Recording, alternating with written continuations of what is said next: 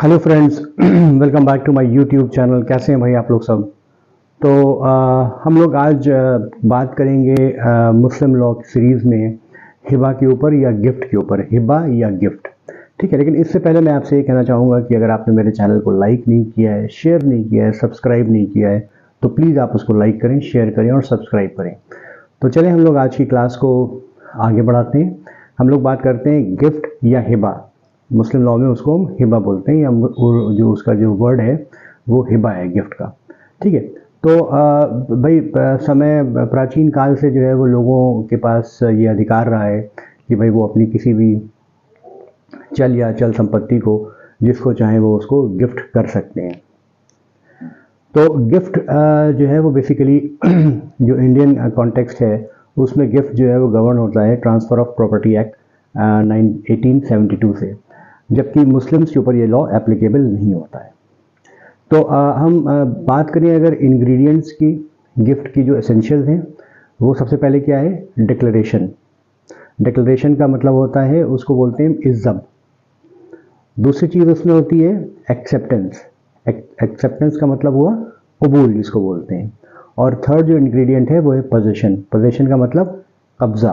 तो ये तीन इंग्रेडिएंट्स जो हैं वो मेजर हैं आपके हिबा के लिए। ठीक है।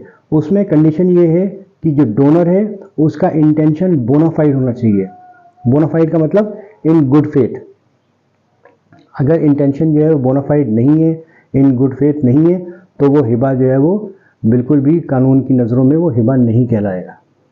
दूसरी चीज़ ये है कि जो एक्सेप्टेंस है डोनी का, वो ओरल भी हो सकता है और रिटर्न भी हो सकता है, लिखित में भी और मौखिक भी। ठीक है। वो एक एक्सप्रेस भी हो सकता है और एम्प्लॉयड भी हो सकता है। हाँ, माइनर जो है वो कॉम्पिटेंट नहीं है किसी भी हिबा को करने या लेने करने में। ठीक है। उसके बाद हमारा जो सेक्शन 23 है ट्रांसफ़र ऑफ प्रॉपर्टी एक्ट 1872 का, वो ये कहता है कि भाई जितने भी आपके गिफ्ट डीड्स हैं वो रजिस्टर्ड होने चाहिए और उसमें सिग्नेचर होनी चाहिए डोनर की और 2 विटनेस की। लेकिन जो मुस्लिम लॉ है वो इससे एग्जेम्प्टेड है। मुस्लिम्स के ऊपर ये लॉ एप्लीकेबल नहीं होता है। सेक्शन 29 जो ट्रांसफ़र ऑफ प्रॉपर्टी एक्ट 1872 का है, वो ये कहता है कि चैप्टर 7 जो गिफ्ट से डील कर रहा है वो मुस्लिम्स के ऊपर एप्लीकेबल नहीं है। तो आज मैंने आपको ये थोड़ा सा इंट्रोडक्शन दिया हिबा या गिफ्ट के बारे में। आगे की क्लास में हम और इसके बारे में जो है वो बातें करेंगे। तो आई होप आपको मेरा ये वीडियो या लेक्चर आपको पसंद आया होगा।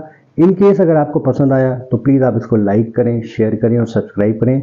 And thank you and keep watching my channel and will meet in the next class.